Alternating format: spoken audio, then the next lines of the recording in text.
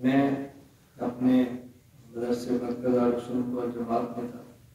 ہمارے جماعت ایک ڈاکٹر سرگودا ملنے کے لیے میرے پاس کوئی تشریف نہ.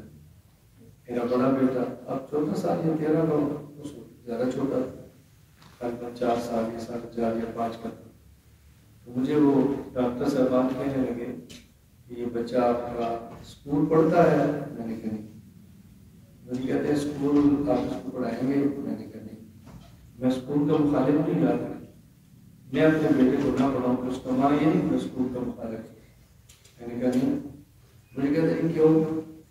میں نے کہا آپ مدرسے میں پڑھیں گے اسکولوں کالجوں میں؟ اسکول کالج یونیورسٹیوں میں.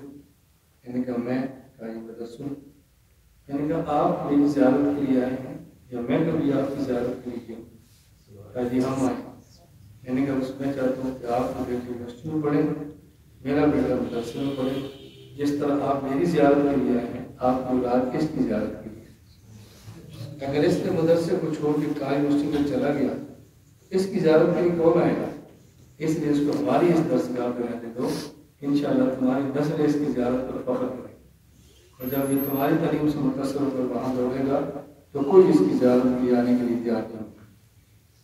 اللہ ہمیں یہ باتیں سمجھنے کی توفیق عطا فرمائے. یہ بات خیر اچھی طرح سمجھ میں عرض کر رہا تھا، قرآن کریم آسمانی کتابوں میں سب سے آخری کتاب، اور اس قرآن کریم نے قیامت تک رہنا ہے. خوش قسمت وہ سینہ ہے جس کا انتخاب اللہ اس قرآن کریم کے لیے کرتا ہے. خوش قسمت وہ گھرانہ ہے جس کا انتخاب اللہ اس کے لیے کرتا ہے. خوش قسمت وہ صاحب حیثیت شخص ہے کہ جس کے مال کو اللہ قرآن کی حفاظت پر لگاتا ہے. وہ سینہ خوش قسمت ہے.